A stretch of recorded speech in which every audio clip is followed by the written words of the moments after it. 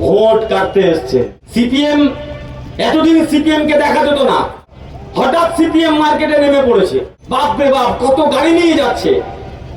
মিডিয়াতে খবর, আমার কিছু মিডিয়া জিজ্ঞেস করলো যে দাদা এত গাড়ি সিপিএম কোথায় পেল। আমরা বললাম পয়সা খরচা করলে, গুটকার কোম্পানি থাকলে, দিল্লিতে মোদি আর শুভেন্দুর সঙ্গে সেটিং থাকলে এরকম 500 না 5000 গাড়ি তৈরি করা যায়, কিন্তু 5-6 গাড়ির মধ্যে 4 জন করে লোক খুঁজে পাওয়া যায় না। যেমন ফাঁকা গাড়িতে করে এসছো, 4 তারিখের পরে এরকম ফাঁকা গাড়িতে করে তুমি বাড়ি যাবে, করণদিঘির মানুষ বলে দিয়েছে। শিয়ালদাকে, এদিকে শিয়াল আছে, শিয়াল আছে, আমারও গ্রামে বাড়ি শিয়ালদাকে। শুনেছিলাম এখানেও মোহাম্মদ সেলিম এসেছিল, বলেছিল নাকি ওই মিটিং এ কত টাকা রফা হয়েছিল ভোট কাটবার জন্য। উত্তর চাইবেন না? কিসের সেটিং হয়েছিল হুমায়ুনের সঙ্গে, কিসের সেটিং হচ্ছে শুভেন্দুর সঙ্গে, কিসের সেটিং হচ্ছে বিজেপির সঙ্গে, প্রশ্ন উত্তর চাইবেন না? লাখ লাখ টাকার ডিল। আপনারা এখানে ক্যান্ডিডেট দেখলে বুঝতে পারবেন। সিপিএম এর ক্যান্ডিডেট নাম কি? কংগ্রেসের ক্যান্ডিডেটের নাম কি? মুর্শিদ আলম। বুঝে নিতে অসুবিধা হচ্ছে না? তুমি সিপিএম মুসলিম পাড়ায় গিয়ে বলো আমার জাত ভাই দাঁড়িয়েছে আমাকে ভোট দাও, তুমি কংগ্রেস মুসলিম পাড়ায় গিয়ে বলো যে আমার জাত ভাই দাঁড়িয়েছি আমাকে ভোট দাও। আর ভোট কাটাকাটির খেলাতে বিজেপিকে করণদিঘির মাটিতে দাঁড় করানোর চেষ্টা। আর করণদিঘির মানুষ তাই বলছে, এবারে যতই চেষ্টা করো না কেন, যে মানুষটা আমাদের বাড়ির সামনে রাস্তা করে দিয়েছে, যে মানুষটা আমাদের অলিতে গলিতে পাড়াতে রাস্তা করে দিয়েছে, সেই মানুষটাকে আমরা বিধানসভায় পাঠানোর রাস্তার ব্যবস্থা করে দেবো। সেই মানুষটা আমাদের ভোটে বিধানসভা রাস্তায় সোজা নবান্নতে যাবে, করণদিঘির মানুষ বলছে। আপনারাই প্রমাণ করে দিয়েছেন। এমনিতে আমার গলাটা, আপনি বুঝতে পারছেন আমার গলাটা ভেঙে গেছে, কন্টিনিউ প্রোগ্রাম চলছে, গলার অবস্থা খুব খারাপ, গলাটা ভেঙে গেছে। কিন্তু এবার এই ভাঙা গলা যদি একটু গরম জলে গার্গিল করে সেরে যাবে। এই বাংলার মাটিতে, বিশেষ করে করণদিঘির মাটিতে আপনারা আজকের যে জমায়েত করেছেন তাতে বিজেপি আর সিপিএম এর কোমর ভেঙে গেছে। আমার গলা সারবে, ওদের কোমর সারবে না। আজকের পর প্রমাণ হয়ে গেছে। কয়েকদিন আগে পয়লা বৈশাখ ছিল, এখন বৈশাখ মাস চলছে। তার আগে সবাইকে নববর্ষের শুভেচ্ছা। পয়লা বৈশাখের দিন হালকাতা হয় এদিকে, পয়লা বৈশাখের দিন কলকাতার দিকে পয়লা বৈশাখের দিন হালকাতা হয়। বৈশাখ মাসে হালকাতা হয় পয়লা বৈশাখের প্রথম দিন। বলে প্রথম দিনে নাকি হিসাব দেনা পাওনা সব মিটিয়ে নিতে হয়। তোমার পুরনো যত হিসাব ছিল সমস্ত কিছু বন্ধ করো আর নতুন হিসাব ওপেন করো। করণদিঘির মানুষ বলা শুরু করেছে, বিজেপি সিপিএম এর খাতা বন্ধ হলো, গৌতম পালের খালা নতুন করে শুরু হলো, খোলা হলো। এই পয়লা বৈশাখে আমাদের শপথ। কয়েকদিন আগে সোশ্যাল মিডিয়াতে দেখলাম এখানে সিপিএম ও সভা করেছে। করণদিঘি সহ আশেপাশে বিধানসভা থেকে লোক নিয়ে এসে মাঠ ভরে ভাবছে ভোটে জিতে যাব। আর গৌতম পাল বলেছে আপনারা 4টে অঞ্চলে, তাও সমস্ত মানুষ এখনো আসেনি, এ মাঠ ভরিয়ে দিয়েছে। যদি করণদিঘির সমস্ত মানুষ আসতো, এই এলাকা অঞ্চল ভরে যেত। ফলে মাঠ ভরিয়ে তৃণমূলের কর্মীদেরকে যারা ভয় দেখাতে চায়, আমরা বলছি এখনো সময় আছে, সূর্য এখনো অস্ত যায়নি, এখনো সময় আছে। ভয় দেখানোর দিন শেষ, চমকানোর দিন শেষ। নতুন করে করণদিঘির মাটিতে নতুন করে মডেল করণদিঘি করবার জন্য করণদিঘির মা বোন ভাই দাদা বাপ কাকারা জোটবদ্ধ হয়েছে। করণদিঘিকে জেতাতে হবে, করণদিঘিকে বাঁচাতে হবে। আর করণদিঘি যদি বাঁচে তবেই পশ্চিম বাংলা বাঁচবে। সিপিএম এখানে এসছে। আগের দিন আপনারা অনেকেই জানেন যে আমি সিপিএম করতাম, লাল ঝান্ডা পার্টি করতাম। গলায় এখনো লাল গামছাটা রেখেছি, লাল ছাড়িনি। অনেকে বললো দাদা তুমি লাল গামছা কেন রেখেছো, তুমি তো বামপন্থী ছিলে, এখন তুমি ডানপন্থী হয়েছো। আমরা এই এলাকার যারা সিপিএম এর বন্ধু আছে, বিনয়ের সঙ্গে অনুরোধ করব, আপনি যে বামপন্থার কথা ভাবেন আর মোহাম্মদ সেলিম আর হাজী শাহাবুদ্দিনরা যে বামপন্থার কথা বলে, দুটোর মধ্যে আকাশ পাতাল পার্থক্য আছে। আপনার বামপন্থা হচ্ছে দুবেলা দুমুঠো পেট ভরে খাবার, আপনার বামপন্থা হচ্ছে গরিব মানুষের বেঁচে থাকার অধিকার। আর সেলিম বাবু আর শাহাবুদ্দিন বাবুদের বামপন্থা হচ্ছে এসি ঘর থেকে বেরোবো না, এসি গাড়ি থেকে লড়বো না, আর নিজের সন্তানের জন্য ইংলিশ মিডিয়াম স্কুল খুলে ইংলিশ মিডিয়াম স্কুল ছাড়া অন্য কোথাও পড়াবো না, কোনো সমস্যা হলে শিলিগুড়ি নিউটিয়াতে গিয়ে ভর্তি করব, সরকারি হসপিটালে যাব না। কোনটি আসল বামপন্থা? এরা যারা বামপন্থার কথা বলে এরা আসলে বামপন্থার নাম করে ভোগপন্থাতে বিশ্বাস করেছে। আর এ কথা গ্যারান্টি দিয়ে বলে যাচ্ছি, এই বাংলার মাটিতে মমতা ব্যানার্জির চেয়ে বড় বামপন্থী আর একজনও আপনি খুঁজে পাবেন না। এসো আলোচনা করি। আপনারা বলবেন এই কথা বললেন, এসো আলোচনা করি। তোমরা তো দুবেলা দুমুঠো পেট ভরে খাওয়ার কথা বলেন, তোমরা বলেছো। আর মমতা ব্যানার্জি বলেছে ওরা ভাবছে আমি প্রতিটা মানুষের 2 টাকা কেজি দরে চাল দিয়েছি যাতে প্রতিটা মানুষ দুবেলা দুমুঠো গরম ভাতের গন্ধ পায়।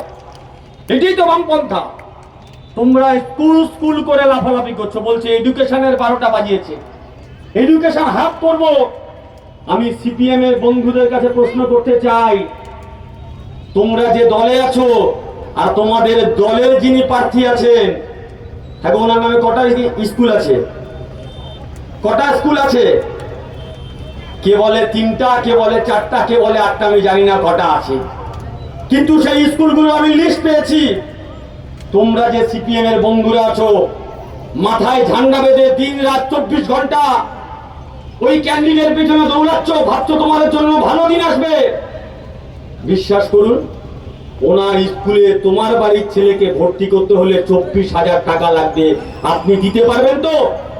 আপনার ছেলে ওই স্কুলে পড়তে পারবে তো? আর উল্টো দিকে দাঁড়িয়ে মমতা ব্যানার্জির সরকার, উল্টো দিকে দাঁড়িয়ে বিধানসভাতে দাঁড়িয়ে গৌতম পাল্লা বলেছিল এই বাংলার মাটিতে শুধুমাত্র দিদি স্কুল করলে হবে না, আমাদের যা বাজেটে বরাদ্দ হয়েছে তার 18%-এর বেশি ব্যয় করতে হবে। গৌতম পালদের কথা শুনে মমতা ব্যানার্জির সরকার বাজেটের 18%-এর বেশি স্কুল খাতে ব্যয় করেছে। গৌতম পাল্লা বলেছিল বিধানসভার মধ্যে দাঁড়িয়ে যে দিদি আপনি তো স্কুল করেছেন, কিন্তু আমার করণদিঘি এলাকায়, পশ্চিমবঙ্গের এলাকার অনেক স্কুল আছে, প্রত্যন্ত গ্রাম আছে, যে গ্রামের ছেলেপুলেদের জন্য ইংলিশ মিডিয়াম স্কুল লাগবে। আমাদের রাজ্যের মুখ্যমন্ত্রী 10টা প্রতিশ্রুতি দিয়েছিল, তার মধ্যে একটা প্রতিশ্রুতি হচ্ছে এই করণদিঘি সহ পশ্চিমবঙ্গের বিভিন্ন জায়গায় মডেল স্কুল তৈরি করা হবে, ইংলিশ মিডিয়াম স্কুল চালু করা হবে বিনা পয়সায়। ওখানে 24,000 টাকা দিয়ে পড়তে হবে, আর তৃণমূলে ভোট দিলে সরকারি স্কুলে বিনা পয়সায় আপনার ছেলেকে ইংলিশ মিডিয়াম স্কুলে পড়াতে হবে। এটাই গৌতম পালদের গ্যারান্টি, এটাই মমতা ব্যানার্জির গ্যারান্টি, এটা তৃণমূলের গ্যারান্টি। এসব আলোচনা করি না, এসব নিয়ে আলোচনা করা যাবে না। যারা দিন রাত 24 ঘন্টা সিপিএম এর নামে গালাগাল দেয়, যারা দিন রাত 24 ঘন্টা তৃণমূলের নামে গালাগাল দেয়, মমতা ব্যানার্জির উঠতে বসতে গালমন্দ করে, অভিষেক ব্যানার্জির বিরুদ্ধে দুটো গাল না দিলে যাদের পেটের ভাত হজম হয় না, আমার সেই বিজেপির বন্ধু, সেই সিপিএম এর বন্ধু ফেসবুকে গালাগাল দেওয়ার পরে যখন দরজা খোলে, আর দরজা খুলে যে রাস্তাটার সামনে পা যায় ওই রাস্তাটাও তৃণমূল কংগ্রেস করে দিয়েছে। আর করণদিঘির মানুষ তাই বলছে, এবারে যতই চেষ্টা করো না কেন, যে মানুষটা আমাদের বাড়ির সামনে রাস্তা করে দিয়েছে, যে মানুষটা আমাদের অলিতে গলিতে পাড়াতে রাস্তা করে দিয়েছে, সেই মানুষটাকে আমরা বিধানসভায় পাঠানোর রাস্তার ব্যবস্থা করে দেবো। সেই মানুষটা আমাদের ভোটে বিধানসভা রাস্তায় সোজা নবান্নতে যাবে, করণদিঘির মানুষ বলছে। ভোট কাটতে এসছে সিপিএম। এতদিন সিপিএম কে দেখা যেত না, হঠাৎ সিপিএম মার্কেটে নেমে পড়েছে। বাপ রে বাপ, কত গাড়ি নিয়ে যাচ্ছে। মিডিয়াতে খবর, আমার কিছু মিডিয়া জিজ্ঞেস করলো যে দাদা এত গাড়ি সিপিএম কোথায় পেল? আমরা বললাম পয়সা খরচা করলে, গুটকার কোম্পানি থাকলে, দিল্লিতে মোদি আর শুভেন্দুর সঙ্গে সেটিং থাকলে এরকম 500 না 5,000 গাড়ি তৈরি করা যায়। কিন্তু 5-6 গাড়ির মধ্যে 4 জন করে লোক খুঁজে পাওয়া যায় না। যেমন ফাঁকা গাড়িতে করে এসছো, 4 তারিখের পরে এরকম ফাঁকা গাড়িতে করে তুমি বাড়ি যাবে, করণদিঘির মানুষ বলে দিয়েছে। শিয়াল ডাকে, এদিকে শিয়াল আছে? শিয়াল আছে? আমারও গ্রামে বাড়ি, শিয়াল ডাকে। শিয়াল সবাই একসঙ্গে প্রথমে ডাকে না, প্রথমে একটা শিয়াল হুক্কা হুয়া করে। ঠিক বলছি তো? একটা শিয়াল হুক্কা হুয়া করলে তারপর সব শিয়াল হুক্কা হুয়া করে। দিল্লি থেকে কিছু শিয়াল এসছে হুক্কা হুয়া করতে করতে। মমতা ব্যানার্জিকে সরাতে হবে। সঙ্গে সঙ্গে পশ্চিমবঙ্গে আর এক শিয়াল হাত তুলে বলল, আমি সিপিএম এর শিয়াল, মমতাকে হটাতে হবে। আর এক শিয়াল হাত তুলে বলল, হুক্কা হুয়া, আমি কংগ্রেস, মমতাকে হটাতে হবে। আর একটা পাতি শিয়াল হুমায়ুন বলল, হাত তুলে, দুহাত তুলে বলল, আমি আছি, অভিষেক ব্যানার্জি, মমতা ব্যানার্জিকে হারাতে হবে, তৃণমূলকে হারাতে হবে। আমরা বলছি বাঁশ বনে কিন্তু শিয়াল রাজা হয়, আর জঙ্গলের রাজা সিংহ হয়। তোমরা বাঁশ বনে রাজা হতে পারো, জঙ্গলের রাজা মমতা ব্যানার্জি এখনো বেঁচে আছে, আর করণদিঘির রাজা গৌতম পাল এখনো বেঁচে আছে। কোন শিয়ালের হুক্কা হুয়াতে করণদিঘির মানুষ ভয় পাবে না। কিসের সেটিং? প্রশ্ন করবেন, কমরেড বন্ধুদের কাছে প্রশ্ন করুন, কিসের স্বার্থে? তোমাদের তো দেখতে পাওয়া যায় না। আমি সিপিএম ছাড়লাম তার একটা বড় কারণ হচ্ছে রাতের অন্ধকারে গোপনে সিপিএম নেতারা বিজেপির সঙ্গে সেটিং করছে। মুসলিম পাড়ায় যাচ্ছে, মুসলিম পাড়ায় যাবে, আমি হিন্দু মুসলমানের রাজনীতি করছি না, মুসলিম পাড়ায় যাবে, দেখবে সিপিএম এর 4টে পতাকা, সঙ্গে আবার এখন আইএসএফ এর পতাকা লাগিয়ে দিয়েছে। হিন্দু পাড়ায় যাবে, একটাও কোনো পতাকা নেই। হিন্দু পাড়ায় কমরেডদের পতাকা যখন সূর্য ওঠে মাথার উপরে তখন টকটকে লাল থাকে, 10টা বাজে আরেকটু ফ্যাকাশে হয়ে যায়, 3টে বাজে আরেকটু ফ্যাকাশে হয়, 4টে বাজলে আরেকটু ফ্যাকাশে হয়, সন্ধ্যা 6টার পরে আরেকটু রং হালকা হয়ে যায়। যখন রাত 9টা বাজে ওই কমরেডদের লাল পতাকাটা ফ্যাকাশে হতে হতে হতে হতে গেরুয়া পতাকাতে পরিণত হয়। সকালবেলা বাম বাম বাম, আর রাত্রেবেলা রাম রাম রাম। তাই এই বাম রামের জোটকে সমর্থন করবেন না। মানুষের কাছে যাও, ভোট ভাগাভাগি করে দাও। প্রশ্ন করবেন না কেন ভোট ভাগাভাগি করতে আসছেন। সিপিএম এর তো দলীয় লেখা আছে যে গোটা ভারতবর্ষের সবচেয়ে বড় শত্রুর নাম হচ্ছে আরএসএস বিজেপি। গোটা ভারতবর্ষের 1 নম্বর শত্রুর নাম হচ্ছে আরএসএস বিজেপি। সেই আরএসএস বিজেপি যখন পশ্চিমবঙ্গের মাটিতে দাঁত নখ বের করে থাবা বসাতে আসছে, কারণ কি? কারণ হচ্ছে মমতা ব্যানার্জি। কারণ কি? বিজেপি গোটা ভারতবর্ষে হিন্দু মুসলমানের রাজনীতি করে, আর মমতা ব্যানার্জি বলেছে এই বাংলার মাটিতে তৃণমূল কংগ্রেস থাকতে, এই বাংলার মাটিতে অভিষেক ব্যানার্জি বেঁচে থাকতে, এই বাংলার মাটিতে মমতা ব্যানার্জি বেঁচে থাকতে আমরা হিন্দু মুসলমানের রাজনীতি করতে দেব না। আমরা রেড ডোতে ঈদের নামাজে যাব, জগন্নাথ ধামেও জগন্নাথ মন্দিরে পুজো দিতে যাব, বড়দিনেও একসঙ্গে পার্কস্ট্রিটে গিয়ে বড়দিন উৎসব পালন করব। এটাই তৃণমূল কংগ্রেসের গ্যারান্টি। আমরা হিন্দু মুসলমান খ্রিস্টান শিখ জৈন সবাই একসঙ্গে ঐক্যবদ্ধভাবে থাকতে চাই। আর বিজেপি আরএসএস যখন ভাঙতে চায়, তোমরা সিপিএম তাকে আটকানোর ক্ষমতা নেই, নিজের নাক কেটে অপরের যাত্রা ভঙ্গ করছো। আমি করণদিঘির মানুষের কাছে দুহাত জড়ো করে অনুরোধ করব, সাবধান হয়ে যান। রাতের অন্ধকারে এই আইএসএফ এর সঙ্গে জোট করেছে না সিপিএম? জোট করেছে তো। সিপিএম আইএসএফ এর জোট হয়েছে। প্রশ্ন করুন সিপিএম কে, জোটের মধ্যে কি এমন ঘোট হলো? সিপিআই নন্দীগ্রামে ক্যান্ডিডেট দিল, আইএসএফ ক্যান্ডিডেট দিল, হুমায়ুনও ক্যান্ডিডেট দিল, কেন? কোনো উত্তর নেই। আইএসএফ এর সিম্বল কি জানেন? খাম চিহ্ন। খামটা বন্ধ না খোলা দেখেছেন কোনদিন? বন্ধ খাম তো। খাম বন্ধ কখন হয়? যখন খামের মধ্যে মাল ঢোকে। বিজেপির কাছ থেকে মাল পেয়ে খাম বন্ধ হয়ে আছে, তাই এরা পাড়ায় পাড়ায় মুখ বন্ধ করে বসে আছে। এলাকায় এলাকায় গিয়ে ভোট ভাগ করে দাও। রাতের অন্ধকারে শুভেন্দু বাবুর সঙ্গে ভিডিও দেখেছেন না? হুমায়ুনের ভিডিও দেখেছেন তো? হুমায়ুনের ভিডিও দেখেছেন তো? গিয়ে বলছে সংখ্যালঘুরা, সংখ্যালঘুদের বোকা বানানো সহজ, 1000 কোটি টাকা দাও, 300 কোটি অ্যাডভান্স দাও, বাদ বাকিটা ভোটের পরে দিলে হবে। প্রথমে যখন বলেছিল বাবরি মসজিদ করব, সংখ্যালঘু মুসলমানরা ভেবেছিল বোধহয় একটা আমাদের মাসিহা এসছে, অনেকে বললো ইমাম মাহেদি চলে এসছে। আস্তাগফিরুল্লাহ, নাউজুবিল্লাহ।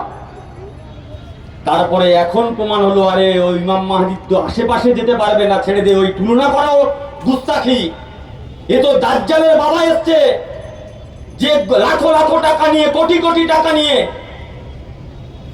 হিন্দু মুসলমানের মধ্যে দাঙ্গা লাগাতে আসছে। আর সেই হুমায়ুনের সঙ্গে মোহাম্মদ সেলিম রাত্রি 9টার পরে বিজেপি যে হোটেলে বসে থাকে, ওয়েস্টিং হোটেলে মিটিং করতে গেছে। শুনেছিলাম এখানেও মোহাম্মদ সেলিম এসেছিল, বলেছিল নাকি ওই মিটিং এ কত টাকা রফা হয়েছিল ভোট কাটবার জন্য। উত্তর চাইবেন না? কিসের সেটিং হয়েছিল হুমায়ুনের সঙ্গে, কিসের সেটিং হচ্ছে শুভেন্দুর সঙ্গে, কিসের সেটিং হচ্ছে বিজেপির সঙ্গে, প্রশ্ন উত্তর চাইবেন না? লাখ লাখ টাকার ডিল। আপনারা এখানে ক্যান্ডিডেট দেখলে বুঝতে পারবেন। সিপিএম এর ক্যান্ডিডেট নাম কি? কংগ্রেসের ক্যান্ডিডেটের নাম কি? মুর্শিদ আলম।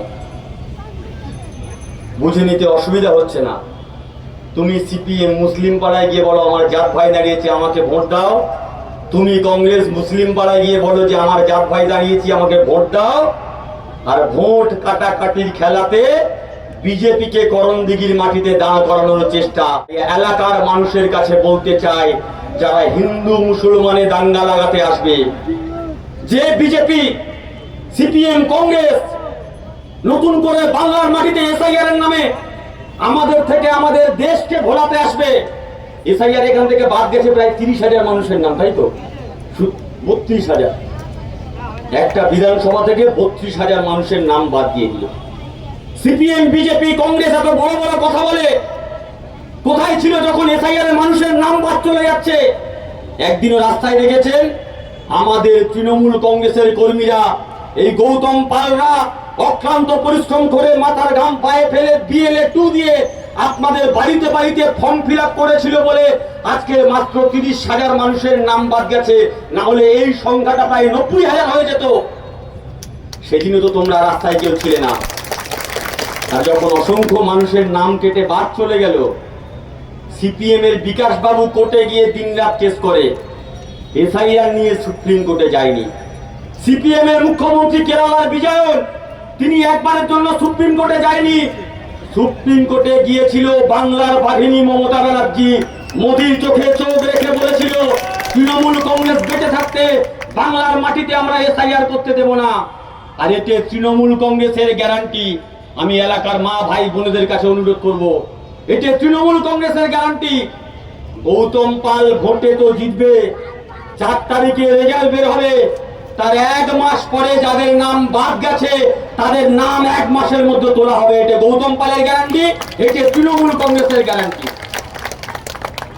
তাই আপনাদের কাছে অনুরোধ করব, ভোট ভাগাভাগি করবেন না, ভোট কাটাকাটি করবেন না। কাটাকাটির খেলাতে আসলে ওরা বাংলাটাকে কাটতে চায়। আজকে যদি আপনি ভোট ভাগাভাগি করেন, কালকে ওরা আপনার সন্তানের ভবিষ্যৎ কাটাকাটি করবে। আজকে যদি আপনি ভোট কাটেন, কালকে আপনার সন্তানের ছিন্ন ভিন্ন শরীরকে আপনার বাড়ির সামনে রেখে যাবে। যোগী শুনতে পাচ্ছেন না? যোগী আদিত্যনাথ এসে বলছে বুলডোজার চলেগা, বুলডোজার নিয়ে এসছে। বলছে আমাদের উত্তরপ্রদেশে মসজিদে আজান দেয়া বন্ধ করেছি বুলডোজার চালিয়ে, বাংলাতে এবার বুলডোজার রাজ চলবে। আর আমি যখন এই করণদিঘি রাস্তা দিয়ে আসছিলাম, দেখছিলাম রাস্তার দুপাশে বেশ কিছু বুলডোজার দাঁড়িয়ে আছে। আমি জিজ্ঞেস করলাম দাদাকে যে দাদা এই বুলডোজার কেন দাঁড়িয়ে আছে? বললো আমাদের পথস্থির কিছু কাজ বাকি আছে, তাপ্পি মারার কাজ চলছে। নরেন্দ্র মোদীর বুলডোজার, যোগী আদিত্যনাথের বুলডোজার মানুষের বাড়ি ভাঙার জন্য ব্যবহার করা হয়, আর মমতা ব্যানার্জির বুলডোজার মানুষের বাড়ির সামনে রাস্তা তৈরি করবার জন্য ব্যবহার করা হয়। এটা ওদের সঙ্গে আমাদের পার্থক্য। শুভেন্দু বলছে যদি বিজেপি ক্ষমতায় আসে কোন জিহাদি মুসলমান বাংলায় রাখবো না। হুমায়ুন বলেছিল আমরা যদি আসি কোন হিন্দু মুর্শিদাবাদে রাখবো না। এ বলে মুসলমান রাখবো না, ও বলে হিন্দু রাখবো না। আর মমতা ব্যানার্জি বলেছে চতুর্থবারে তৃণমূল কংগ্রেস সরকারে এলে এ বাংলার মাটিতে কোনো কাঁচা বাড়ি রাখবো না। যে সমস্ত কাঁচা বাড়ি আছে তাদের বাড়ি, সবার বাড়ি পাকা করে দেওয়া হবে, সবার মাথার উপর ছাদ করে দেওয়া হবে। এটাই ওদের সঙ্গে আমাদের পার্থক্য। ওরা ভাঙার রাজনীতি করে, আর এই গৌতম পালরা, মমতা ব্যানার্জি, অভিষেক ব্যানার্জি, তৃণমূল কংগ্রেস জোড়ার রাজনীতি করে। তাই ভাঙার বিরুদ্ধে জোড়ার লড়াই, এই লড়াই আমাদেরকে লড়তে হবে। আর এই লড়াই শুধুমাত্র আমাদের জন্য লড়তে হবে না। আমাদের অক্সিজেন দেয় কে? গাছ। গাছ আমাদের অক্সিজেন দেয় তো? বিজেপি নেতারা বলে না না, গাছ আমাদের অক্সিজেন দেয় না, গরু আমাদের অক্সিজেন দেয়। আমরা সবাই জানি তাজমহল তৈরি করেছিল কে? সম্রাট শাহজাহান। ওরা বলে না না, ওটা সম্রাট শাহজাহান তাজমহল তৈরি করেনি, ওটা আসলে তেজামহল। কুতুবউদ্দিন আইবক তৈরি করেছিল কুতুব মিনার, ওরা বলে না না, ওটা আসলে বিষ্ণু স্তম্ভ। আমরা সবাই জানি রক্তচাপ বেড়ে গেলে ওষুধ খেতে হয়, ওরা বলে না না, রক্তচাপ বেড়ে গেলে ওষুধ খাওয়ার কোনো দরকার নেই, অ্যান্টি ক্লক ওয়াইজে তুমি গরুর গায়ে হাত বোলালে তোমার রক্তচাপ কমে যাবে। আমরা সবাই জানি কোভিড হলে ওষুধ খেতে হয়, ওরা বলে সকাল সকাল গোমূত্র পান করলে কোভিড সেরে যাবে। তা আমরা বলেছিলাম যে যদি সকাল সকাল গোমূত্র পান করলে কোভিড সেরে যায়, তো যখন অমিত শাহর কোভিড হয়েছিল তখন দিল্লি এমসে কেন ভর্তি হয়েছিল? ও তো যোগীর গোয়ালে গিয়ে চিড় হয়ে শুয়ে পড়তে পারতো, কোভিড সেরে যেত। আমরা সবাই জানি ক্যান্সার হলে কেমো দিতে হয়, ওরা বলে না না, ক্যান্সার যদি হয় সকালবেলা আপনি চন্দন আর হলুদ দিয়ে যদি গোমূত্র পান করেন তাহলে আপনার ক্যান্সার সেরে যাবে। ওরা গরুর দুধে সোনা খুঁজতে যায়। আপনি বলবেন যে দাদা কি বলছো, অনেকে হাসছে এই কথা শুনে। এই কথাগুলো যখন বলছে আজকে, যখন আপনি হাসছেন, এই যে কাকিমা যে বাচ্চাটা নিয়ে এসছে, পেছনে যে বাচ্চাটা বসে আছে, ভাবুন আজ থেকে 10 বছর পরে ওই ছোট্ট বাচ্চাটা যখন আপনি সারাদিন কাজ কর্ম করে বাড়িতে ঢুকবেন, এই বাচ্চাটা জোরে জোরে চিৎকার করে করে পড়বে, গাছ আমাদের অক্সিজেন দেয় না, গরু আমাদের অক্সিজেন দেয়, গরুর দুধে সোনা পাওয়া যায়। আপনি বলবেন কি পড়ছিস? বলে বইয়ে লেখা আছে, বই পড়ছি। আপনি দেখবেন বই কথাগুলোই লেখা আছে। আপনি বলবেন বইটা বন্ধ করো বাবা, বই ভুল লেখা আছে। সেদিন আপনার বাড়ির সন্তান আবার বাড়ির মধ্যে গিয়ে চিৎকার করে করে ওই পড়াগুলোই পড়বে। আপনি বিরক্ত হবেন, রেগে যাবেন, চিৎকার করে আপনার সন্তানের দিকে চোখটা লাল করে আঙুলটা তুলে বলবেন বইটা বন্ধ করো, বই ভুল লেখা আছে। সেদিন আপনার বাড়ির সন্তান যদি আপনার চোখের দিকে তাকিয়ে প্রশ্ন করে, যেদিন দেশের বিজেপি সরকার এই সিলেবাসটা বদলে দিচ্ছিল, সেদিন তুমি কেন সরকারের দিকে আঙুল তোলনি? আজকের আমি বাচ্চা ছেলে কেন আমার দিকে আঙুল তুলেছো? আপনি আপনার সন্তানের চোখের দিকে তাকিয়ে কোনো উত্তর দিতে পারবেন তো? তো লড়াইটা কেবলমাত্র আমাদের লড়াই না, লড়াইটা কেবলমাত্র তৃণমূল কংগ্রেসকে জেতানোর লড়াই না, লড়াইটা কেবলমাত্র গৌতম দাকে বিধানসভায় পাঠানোর লড়াই না, লড়াইটা আগামী দিনে বাংলার মাটিতে আমার আপনার সন্তান সুরক্ষিত থাকবে কিনা, এই লড়াই তার লড়াই। আর এই লড়াই আমাদেরকে লড়তে হবে, আর এই লড়াই আমাদেরকে জিততে হবে। গাছের ডালে দুটো শকুন বসে আছে, বলছে শকুনে একটা বাচ্চা আছে, বলছে মা সারাদিন তো তুমি আমার জন্য পচা মাছ খাও, পচা ইঁদুর খাও, এ মাংস আমি আর খাবো না, আমার জন্য তোমার একটু মানুষের মাংসের ব্যবস্থা করো। শকুন বলছে মানুষের মাংস কোথায় পাই, ডানা ব্যবস্থা করছি। ডানা মেলে উড়ে গেল, সারাদিন মাঠে মাঠে ঘুরলো। সারাদিন পরে সন্ধ্যার সময় 2 টুকরো মাংসের টুকরো নিয়ে বাসায় ফিরে এসছে। শকুনের বাচ্চা থেকে চিৎকার করে কাঁদছে যে মা আমি চাইলাম তোমার কাছে মানুষের মাংস, তুমি নিয়ে এলে আমার জন্য শকুনের মাংস আর গরুর মাংস, এই মাংস আমি খাবো না। শকুন বলছে চিন্তা করিস না, সব ব্যবস্থা হয়ে যাবে। সবাই যখন ঘুমিয়ে পড়লো রাতের বেলা, শকুন আর শকুনের বাবা, শকুনের মা 1 টুকরো মাংস নিয়ে মন্দিরের সামনে, 1 টুকরো মাংস নিয়ে মসজিদের সামনে চলে গেল। মন্দিরের সামনে ফেললো গরুর মাংস, আর মসজিদের সামনে ফেললো শকুনের মাংস। পরদিন যখন সকাল হলো, হিন্দু ধর্মপ্রাণ ভাই, মুসলমান ধর্মপ্রাণ ভাই, যে প্রতিকুর রহমান গৌতম পালের পুজোর সময় একসঙ্গে অষ্টমীতে গৌতম পালের বাইকে বসে ঠাকুর দেখতে যেত, যে গৌতম পাল প্রতিকুর রহমানের বাড়িতে ঈদের সময় লাচ্চা সিমুই খেতে আসতো, সেই হিন্দু মুসলমান ভাই যখন মন্দির মসজিদের দরজা খুললো, বললো নিশ্চয়ই ওদের কাছে। চল কে কোথায় আছি, বেরো, আমার ধর্ম করা নষ্ট করেছে, লাঠি তীর বললাম যা আছিস নিয়ে বেরো। সবাই নিয়ে বেরোলো। এক ভাই অপর ভাইয়ের বিরুদ্ধে লাফিয়ে পড়লো। শকুন কিন্তু গাছের ডালে বাসাতে বসে মজা দেখছে। যখন গন্ডগোল থেমে গেল, সবাই যে যার মতো বাড়ি চলে গেল, শকুন তখন গাছের ডাল থেকে বলছে, বাচ্চাকে বলছে ওই দেখ গলির দিকে তাকিয়ে দেখ, গোটা গলি রক্তে লাল হয়ে গেছে, কিছু মানুষের নিথর শরীর ওই গলির মধ্যে পড়ে আছে। শকুন তখন শকুনের বাবা মা শকুনের বাচ্চাটাকে বলল, তুই তো চেয়েছিলিস মানুষের মাংস, ওই গলির মধ্যে তাকিয়ে দেখ কতগুলো মানুষের লাশ পড়ে আছে, এবার পেট ভরে যত খুশি মানুষের মাংস খা। এই গল্পটা বললাম এই কারণে, এই বাংলার মাটিতে শকুনের বাচ্চার নাম যদি বিজেপি হয়, শকুনের বাপের নাম শুভেন্দু আর শকুনের মায়ের নাম হচ্ছে হুমায়ুন, যারা হিন্দু মুসলমানে দাঙ্গা লাগিয়ে মানুষে মানুষে বিভেদ করতে চাইছে। আর সিপিএম সেই শকুন বাচ্চাগুলোকে বাঁচাতে চাইছে। তাই আপনাদের কাছে বিনয়ের সঙ্গে অনুরোধ, আসুন আগামী 23 তারিখ 1 নম্বর বোতাম টিপে গৌতম পালকে বিপুল ভোটে জয়যুক্ত করি। আর এই ওরা ভালো করে জানে, চতুর্থবারের জন্য বাংলার মুখ্যমন্ত্রী হবে মমতা ব্যানার্জি, চতুর্থবারের জন্য সরকারে আসবে তৃণমূল কংগ্রেস। তাই ইডি পাঠাও, সিবিআই পাঠাও, এনআইএ পাঠাও, নির্বাচন কমিশন পাঠাও, একটা মহিলাকে আটকানোর জন্য প্যারা মিলিটারি ফৌজকে পাঠাও, তৃণমূল কংগ্রেসের কর্মীদেরকে ভয় দেখাও। যারা তৃণমূল কংগ্রেসের কর্মী আছেন ভয় পাচ্ছেন নাকি? ভয় পাচ্ছেন? ওদের চোখে চোখ রেখে বলে দিন, যতই আসুক ইডি, বাংলায় জিতবে দিদি। যতই আনো সিবিআই, বাংলায় আবার জিতবে দিদি ভাই।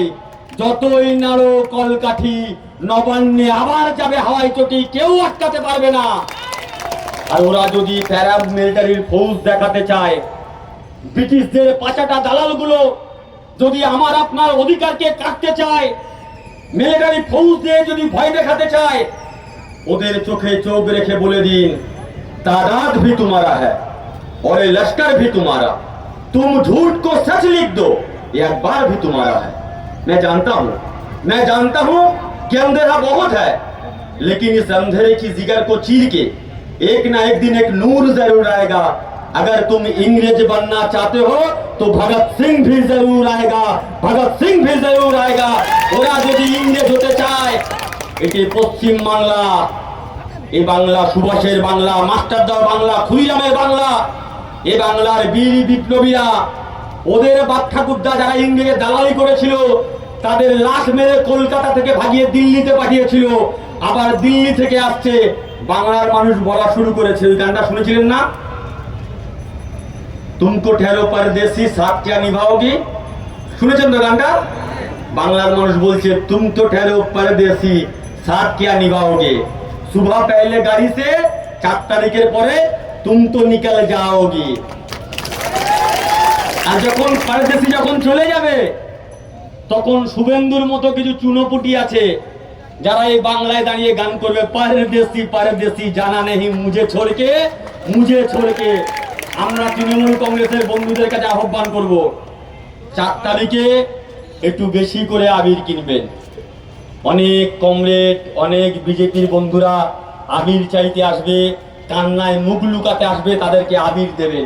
এবং এটা আমার কানে খবর পাচ্ছি, আমি যখন এসছি আমার অনেক পুরনো সিপিএমের বন্ধুরা ফোন করেছে। আমি বললাম, ক্যান্ডিডেট কেমন আমাদের? বলছে আগাইপাড়াও লোকটা ভালো কাজ করেছে। সিপিএম বলছে লোকটা ভালো কাজ করেছে, তার মানে এটা বুঝে নিতে অসুবিধা হয় না। সিপিএম এর মিছিলে যারা ঘুরছে, বিজেপির ঝান্ডা বেঁধে যারা বাইক নিয়ে র্যালি করছে, যখন ইভিএম এর সামনে বোতাম দেখতে পাবে, গৌতম পালের নাম আর ছবি দেখলে টপাটপ 1 নম্বরে বোতাম টিপে, কোনো চিন্তা করবেন না। এই এলাকার মানুষের কাছে আহ্বান করছি, আমার অভিভাবকের কাছে আহ্বান করছি, মায়েদের কাছে আহ্বান করছি, আসুন একসঙ্গে কাঁধে কাঁধ মিলিয়ে গৌতম দাকে বিপুল ভোটে জয়যুক্ত করি। 1 নম্বর 23 তারিখে 1 নম্বর বোতাম এত টিপবেন যেন এই বোতাম তুলতে জেসিবি মেশিন লাগে। আর রেজাল্টের পর 4 তারিখের পরে সিপিএম, বিজেপি, কংগ্রেস জোড়া ফুল যেন না দেখে শুধু চোখে সর্ষে ফুল দেখে, এই আহ্বান জানিয়ে সবাইকে আবারও যথাযোগ্য শ্রদ্ধা, সম্মান, সালাম, ভালোবাসা জানিয়ে আমি আমার কথা শেষ করলাম। জয় বাংলা, জয় বাংলা, জয়